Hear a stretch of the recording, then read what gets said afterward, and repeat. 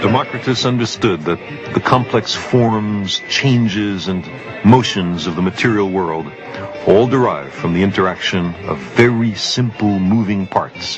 He called these parts atoms.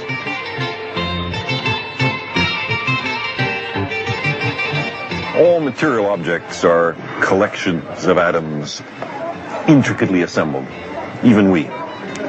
When I cut this apple, the knife must be passing through empty spaces between the atoms, Demócritus argued.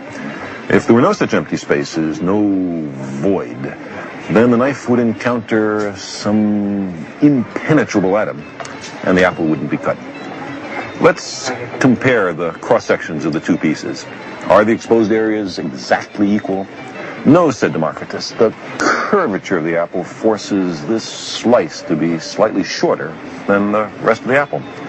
If they were equally tall, then we'd have a cylinder and not an apple. No matter how sharp the knife, these two pieces have unequal cross-sections. But why? Because on the scale of the very small, matter exhibits some irreducible roughness. And this fine scale of roughness, Demócritus of Abdera identified with the world of the atoms. His arguments are not those we use today, but they're elegant and subtle and derived from everyday experience. And his conclusions were fundamentally right.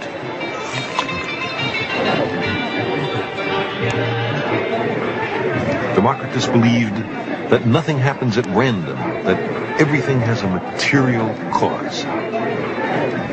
He said, I would rather understand one cause than be king of Persia. He believed that poverty in a democracy was far better than wealth in a tyranny. He believed that the prevailing religions of his time were evil, and that neither souls nor immortal gods existed. There is no evidence that Demócritus was persecuted for his beliefs. But then again, he came from Abdera. However, in his time, the brief tradition of tolerance for unconventional views was beginning to erode. For instance, the prevailing belief was that the moon and the sun were gods. Another contemporary of Demócritus, named Anaxagoras, taught that the moon was a place made of ordinary matter, and that the sun was a red-hot stone far away in the sky.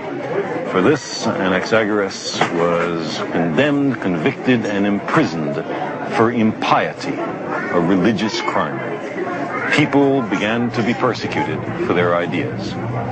A portrait of Demócritus is now on the Greek 100 drachma note. But his ideas were suppressed and his influence on history made minor. The mystics were beginning to win.